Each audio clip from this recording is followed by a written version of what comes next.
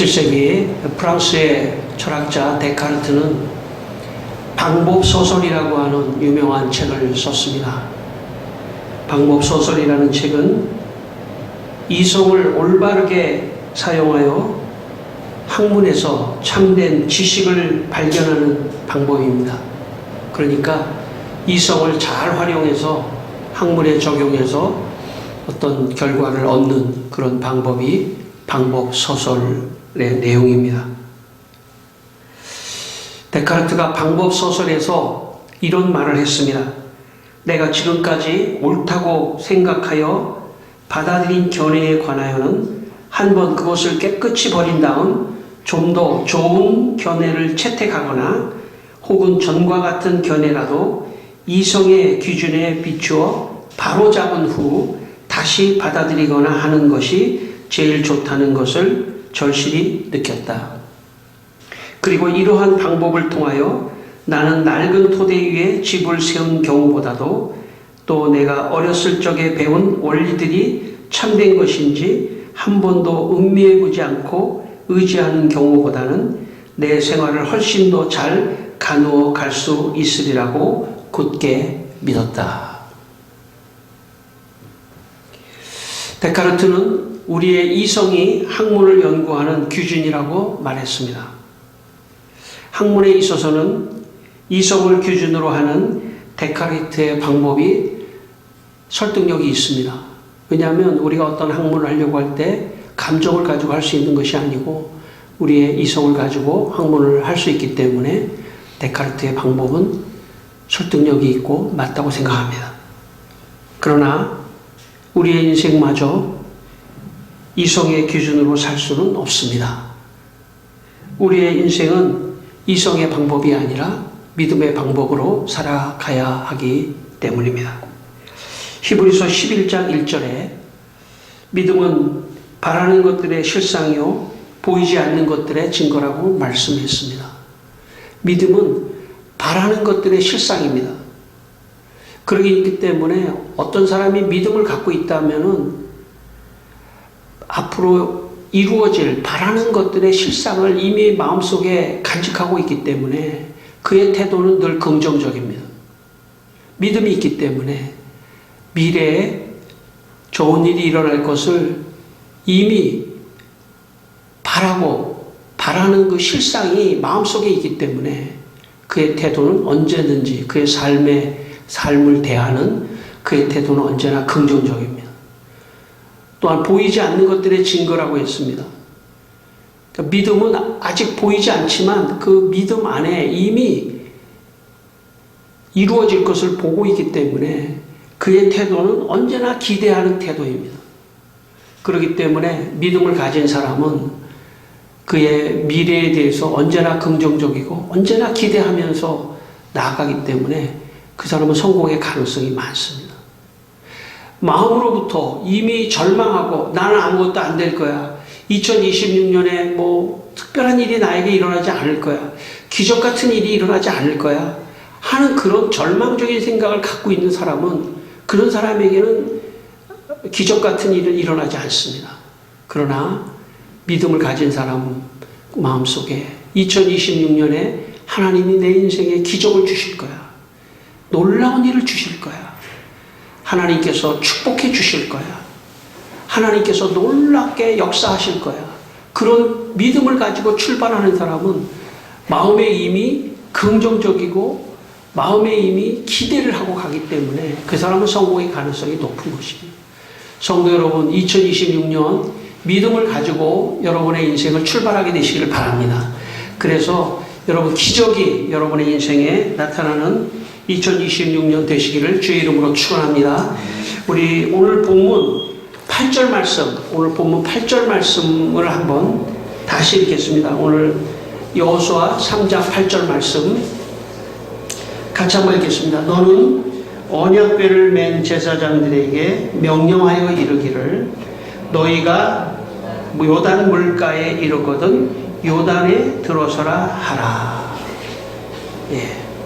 여러분 이 말씀 우리가 잘 아는 말씀인데요. 이스라엘 백성들이 광야를 지나 이제 마침내 가나안 땅에 근처까지 오게 되었습니다. 이제 마지막으로 요단강을 건너면 가나안에 들어가는 그런 어떤 상황이 되었습니다. 그런데 하나님께서 이 요단강을 건너는 방법을 하나님께서 제시해 주셨는데 그것은 뭐냐면 이성적인 방법이 아닙니다. 요단강을 건너는 방법이 있을 수 있죠. 여러 가지 있을 수 있습니다. 예를 들어서 이스라엘 백성들이 배를 만들어서 요단강을 건너간다. 이건 굉장히 합리적이고 이성적인 것입니다. 얼마든지 그렇게 할 수 있었죠. 나무를 구해다가 그 옛날에는 나무를 구해서 뗏목 같은 걸 만들어서 거기 타고 얼마든지 요단강을 건너갈 수 있었습니다. 또 심지어는 옛날에도 이 부교라는 게 있어서 나무를 이렇게 엮어가지고 다리 비슷하게 만들어서 물 위에다가 띄워놓고 부교로 해가지고도 건너갈 수 있었습니다. 이거 이성적인 방법이죠. 그런데 하나님께서 그런 이성적인 방법이 아니라 어떤 방법을 사용하셨냐면 제사장들이 언약궤를 메고 그냥 요단강 물로 들어가라는 거예요. 이게 믿음입니다. 믿음이 없이는 들어갈 수가 없는 것이죠. 그리고 하나님께서 왜 이렇게 하셨냐면 그 사람 믿음을 보려고 하는 것입니다. 내 믿음을 보려고 하는 것이죠. 이스라엘 백성들의 믿음을 보려고 하는 것입니다. 여러분, 하나님께서 우리에게 대한 관심이 뭘까요? 성도들에 대한 관심이 뭘까요? 하나님의 관심은 저는 믿음이라고 생각합니다. 그 사람 마음에 믿음이 있는지. 저는 축복은 믿음과 비례한다고 생각합니다. 내가 믿음으로 나갈 때 하나님이 요단강 물을 갈라주시고 가나안을 선물로 주시는 거예요. 믿음이 중요합니다. 여러분, 왜 우리가 신앙생활합니까? 사실은 신앙생활하기 전에는 믿음이 없었다가 신앙생활하면서 점점 하나님이 살아계시구나, 하나님이 축복하시는구나, 인생은 하나님이 축복해 주셔야 문이 열리는 거구나 하는 그 믿음이 점점 들어오면서 믿음이 자라는 것입니다. 마치 조그만 씨가 자라듯이 믿음이 자라는 것입니다. 여러분, 하나님의 관심은 우리 안에 있는 믿음입니다.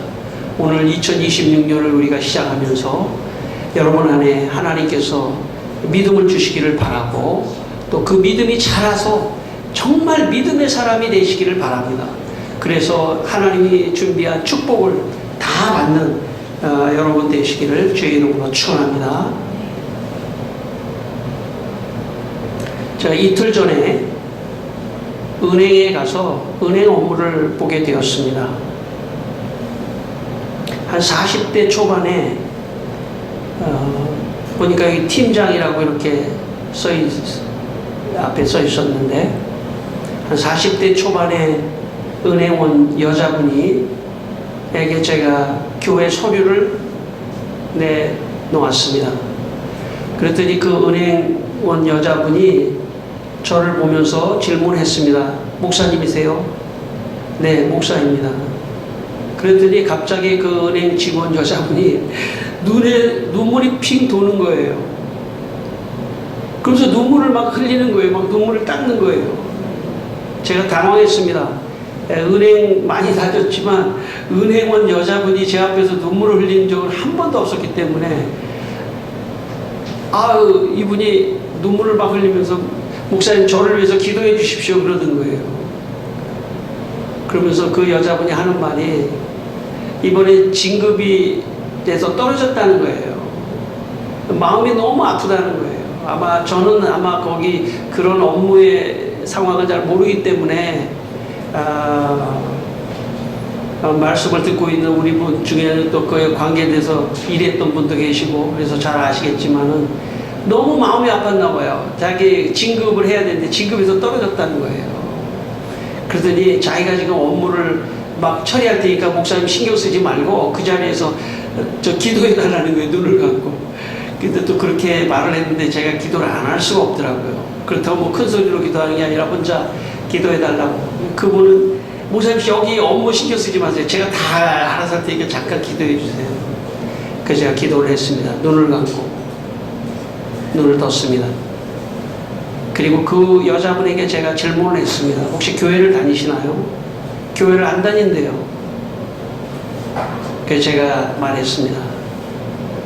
진급에서 떨어진 거는 참 마음 아픈 일이지만 어쩌면 그것이 하나님께서 우리 은혜원 팀장님을 부르시는 소리일 수도 있습니다.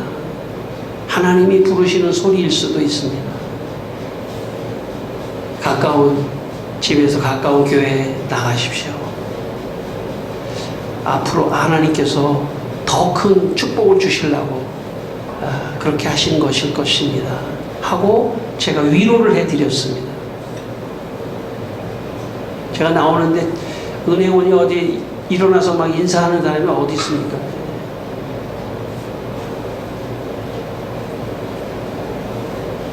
세상은 이성으로만 살아갈 수 있는 곳이 아닙니다.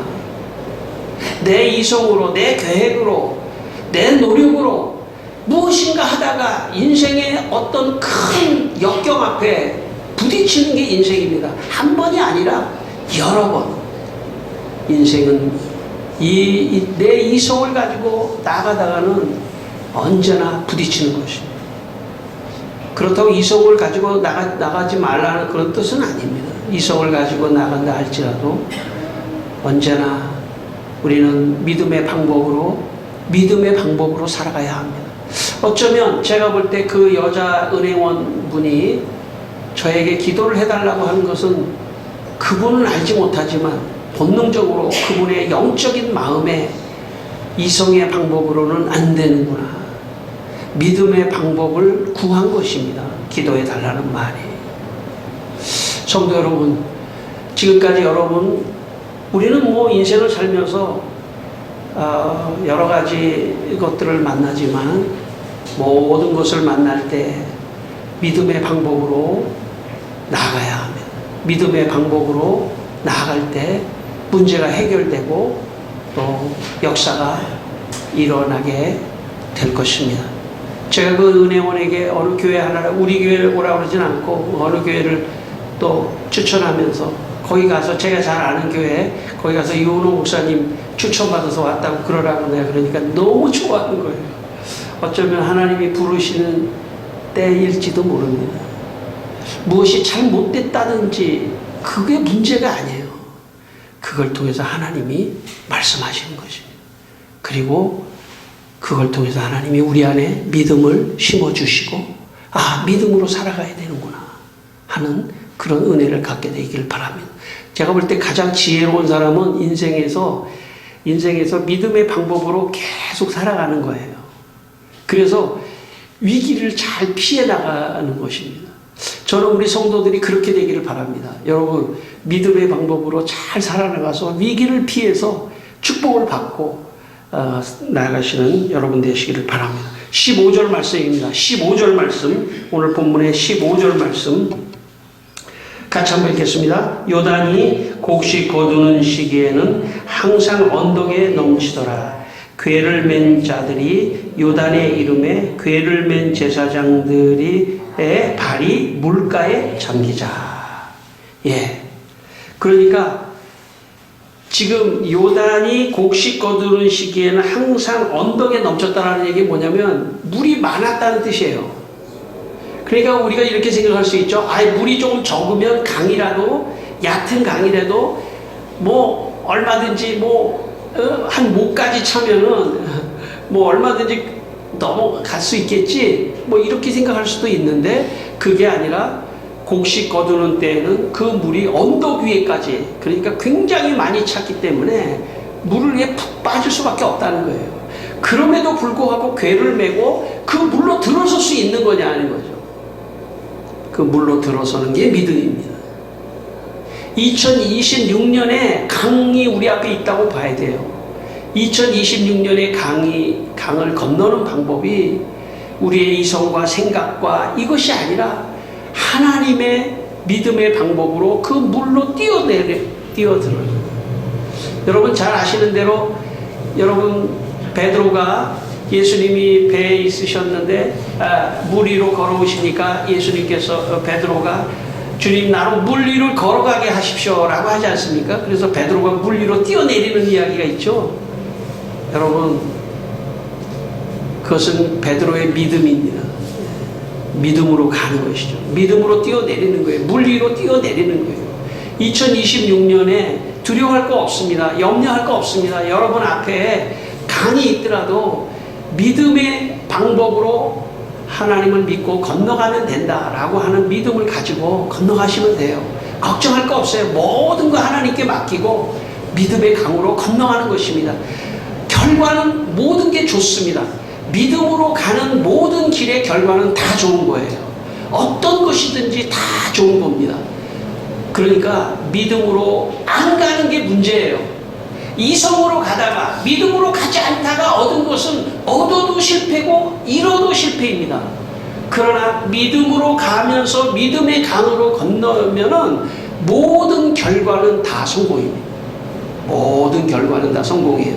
왜 그러냐면 하나님이 믿음으로 그 강을 건너라고 하셨기 때문에, 그런 믿음으로 건넜기 때문에 모든 것이 성공이고 모든 것이 승리인 것입니다.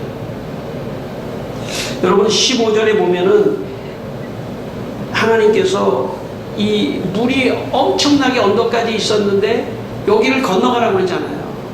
하나님 믿음을 보시는 거예요. 그 사람의 믿음을 보시는 거예요. 제사장들의 믿음을 보시는 거예요. 제사장들의 믿음이 과연 언약궤를 메고 이 물 안으로 들어갈 수 있느냐. 물이 좀 찰랑찰랑하면은 그냥 들어가 보지 하면서 들어갈 수도 있을 텐데 물이 넘치고 있기 때문에 여기서 또 한 번 갈등이 오죠. 믿음으로 갈 것인가 말 것인가. 여러분 2026년에 한번 믿음으로 살아보시기 바랍니다. 모든 면에서. 내가 이렇게 하면은 이거 안 될 것 같은데, 못 살 것 같은데, 내가 어려울 것 같은데. 아니에요. 믿음으로 발을 띄셔야 돼요. 믿음으로 발을 띄고 믿음으로 요단강에 발을 디딛고 나갈 때 기적이 일어나면서 물이 갈라지는 것입니다. 여기 제사장들이 참 훌륭해요. 각 지파에 한 사람씩 뽑았는데 어떤 사람을 뽑았을까 제가 묵상을 해보니까 믿음 있는 사람을 뽑았을 것 같아요. 모세가 12명 각 지파에서 한 사람 뽑는데 이 지파에서 제일 믿음 좋은 사람, 이 지파에서 제일 믿음 좋은 사람. 왜? 하나님이 믿음을 보시려고 하기 때문에. 요단강 물을 딱 언약궤를 맸는데 요단강 물에 딱 발을 디디려고 하는 순간에 잠깐만요, 나 못하겠어요 할 수도 있잖아요. 그죠? 하나님을 온전히 의지하고 이 요단강 물을 건너갈 수 있는, 제가 우리 교인들에 대한 소망이 있다면 믿음 있는 사람이 되기를 바라는 거죠. 정말 12명의 이 제사장 같이 믿음을 가지고 살아가는 그런 성도가 되기를 기도하고 바랍니다. 왜냐하면 제사장이 믿음을 보여야 백성들도 그 뒤를 따라서 요단강 물로 들어가기 때문에 그렇습니다. 모범을 보여야 되죠. 제가 목회를 하면서 목사의 역할은 뭘까? 물론 설교하는 것이고 성도를 위해서 기도해 드리는 것이고 이게 목사의 역할이긴 하지만은 진짜는 뭐냐고 생각하냐면 제가 믿음으로 사는 것을 보여주는 거예요. 우리 성도들에게. 목사님이 믿음으로 사는 것이 어떤 것인지 성도들이 볼 때 우리는 작은 교회이기 때문에 다 보여요. 목사님의 생활도 보이고 목사님의 어떤 인격도 보이고 다 보입니다. 목사님이 인간적으로 하는 것인지 믿음으로 하는 것인지도 다 성도들이 느낀다고 생각합니다. 그럴 때 진짜 믿음으로 목회하는 모습을 보여야 성도들도 믿음으로 살아간다고 생각합니다. 여러분, 부모 되시는 분들이 자녀를 어떻게 키우는 것이 제일 잘 키우는 걸까요? 부모는 믿음으로 하는 모범을 보일 때 자녀들이 그걸 보는 것입니다. 제가 보니까요, 우리 아이들이 제 말투나 저를 이제 뭐 이렇게 장난으로 하는 거죠. 제 말투나 뭐 이런 거를 다 따라하기도 하고 흉내내기도 하고 그래요. 예. 재미있게 하려고. 다시 말하면 자녀는 부모를 잘 관찰한다는 거예요. 그렇기 때문에 누구보다도 자녀들이 부모의 믿음을 더 잘 알아요. 진짜 믿음으로 살아가는 건지 그냥 종교 생활을 하고 있는 건지도 사실은 자녀들이 더 잘합니다. 진짜 믿음 생활을 하셔야 돼요. 혹시 여기에 40이 넘은 어른이 계시죠? 이제부터는 진짜 믿음으로 살아가야 하는 나이가 된 겁니다. 제사장이 된 거예요. 믿음으로 살아가야 내 뒤에 내 믿음을 보고 따라올 사람들이 이제 한 사람, 두 사람 더 많이 생기기 때문에 그렇습니다. 이제 믿음으로 살아가야 돼요. 그리고 믿음으로 강을 건너는 당찬 모습을 보여줘야 돼요. 그래야 자녀들이 신앙을 떠나지 않고 그리고 자녀들이 믿음을 배우는 겁니다. 19세기 말과 20세기 초반에 네덜란드에서 활동했던 정통개혁주의 신학자 헤르만 바빙크라고 하는 사람이 믿음에 대해서 이런 말을 했습니다. 믿음은 우리 자신을 바라봄으로 획득되는 것이 아니라 우리 자신에게서 눈을 돌려 그리스도를 바라봄으로 획득된다. 이러한 확신의 근거와 견고함은 변하는 경험들이나 불완전한 선행이 아니라 하나님의 약속이다.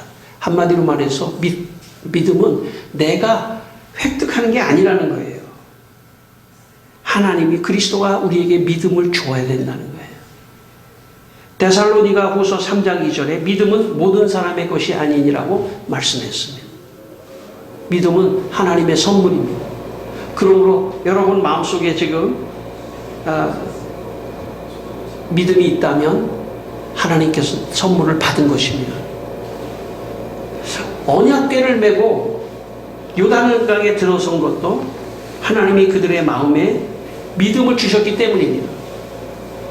요단강을 건너는 제사장들의 마음속에 하나님께서 믿음을 주셨기 때문에 그래서 요단강을 건너갈 수 있었던 것입니다.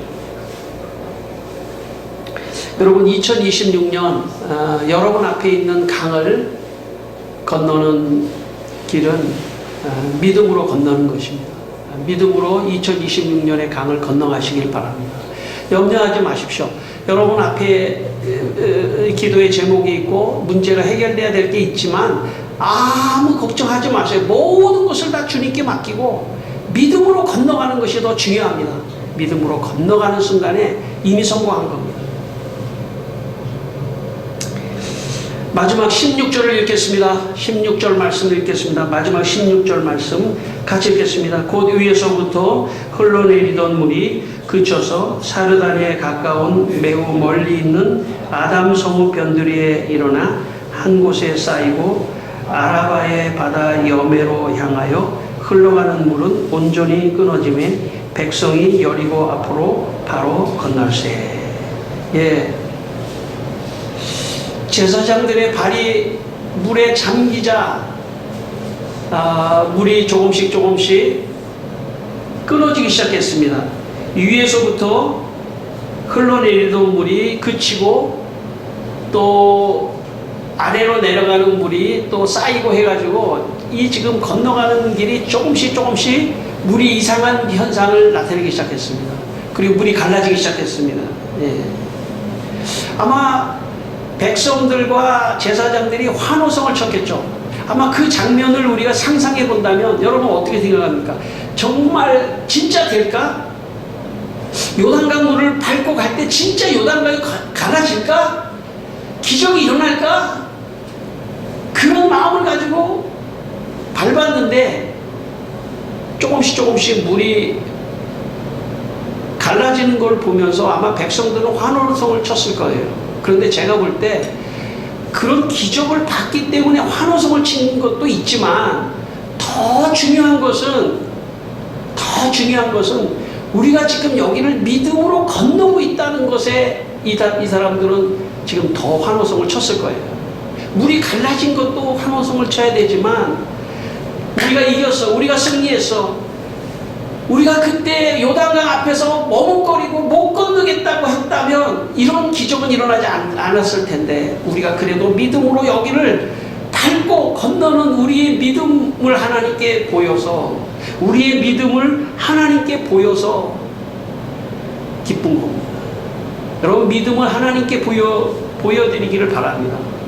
하나님께서 내 믿음이 어디 있느냐, 소자야 내 믿음이 어디 있느냐,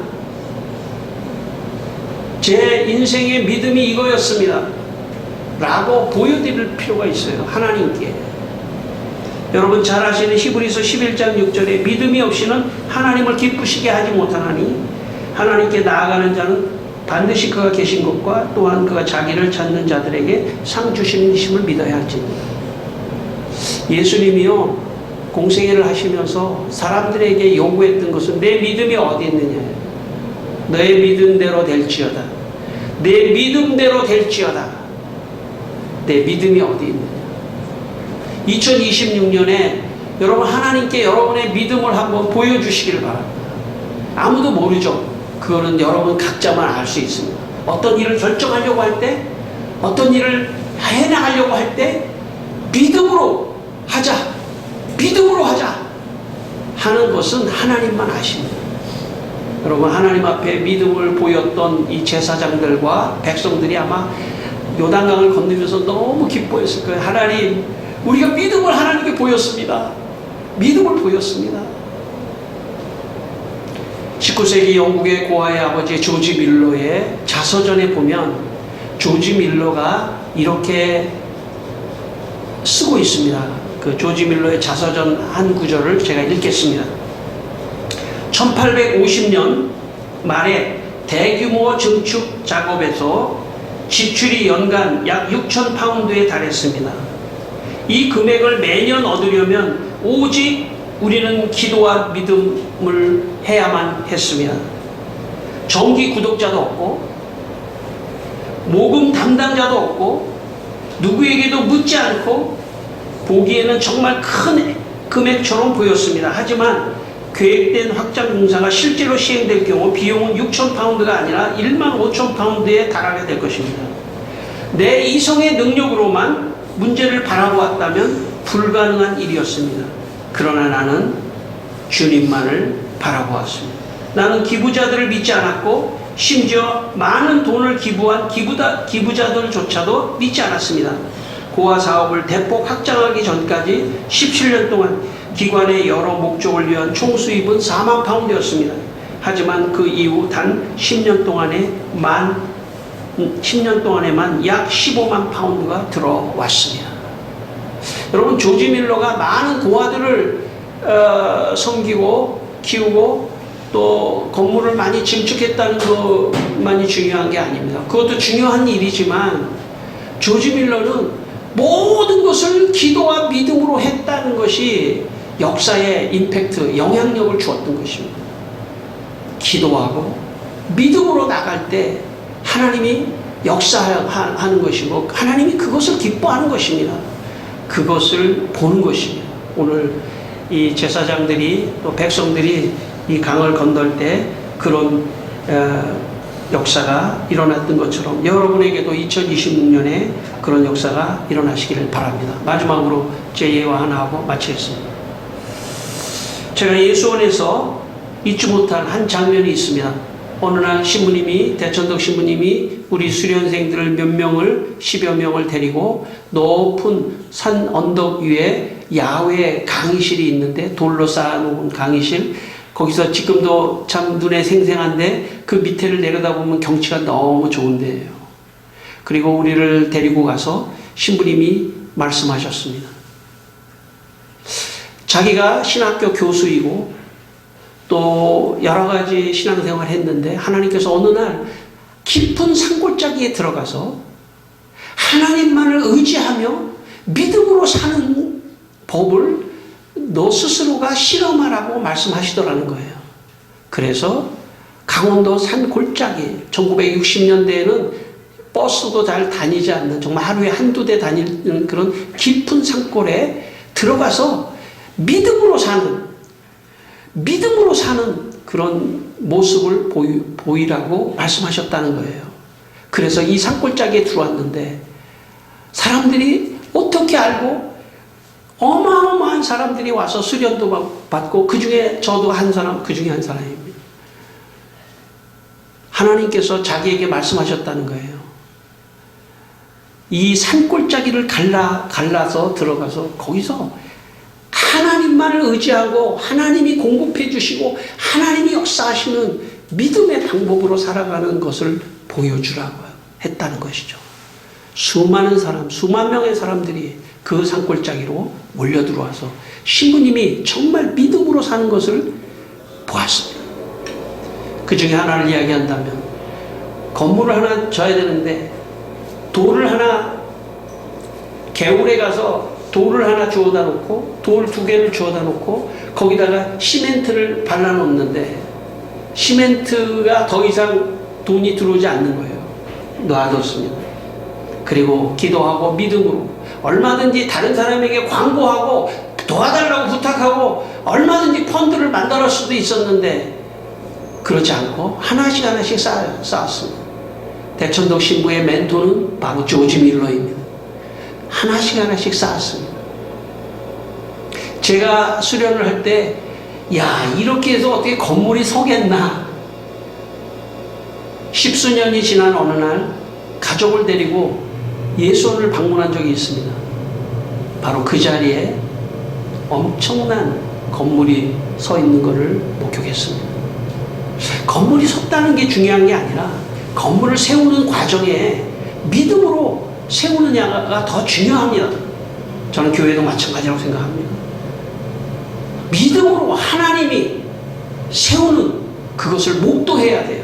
제사장이 믿음으로 건너는 것을 성도들이 목도하면서 이제 가나안에 들어가 첫 번째 성인 여리고를 믿음으로 넘는 이야기도 있습니다. 믿음으로 사셔야 돼요. 그래야 여러분의 자녀나 여러분의 후손이나 여러분의 주위에 있는 사람들이 여러분에게 영향력을 받는 것입니다. 성도 여러분, 2026년 믿음의 강을 2026년의 강을 믿음으로 건너시기를 주의 이름으로 축원합니다.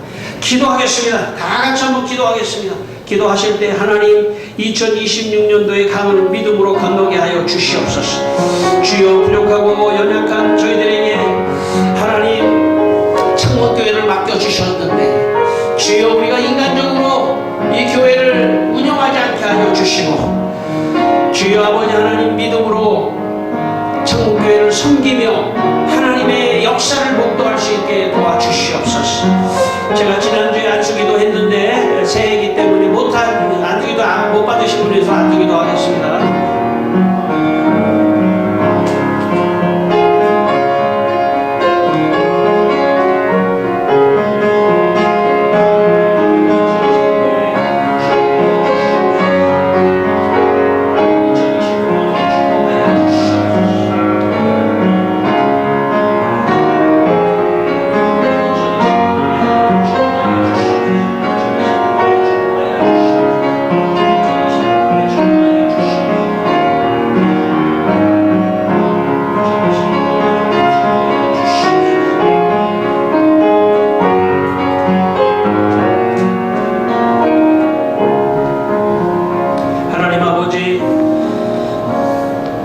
우리 성도들이 2026년의 강을 믿음으로 건너게 하시고 2026년의 강이 갈라지는 기적을 베풀어 주시옵소서. 예수님의 이름으로 기도드립니다.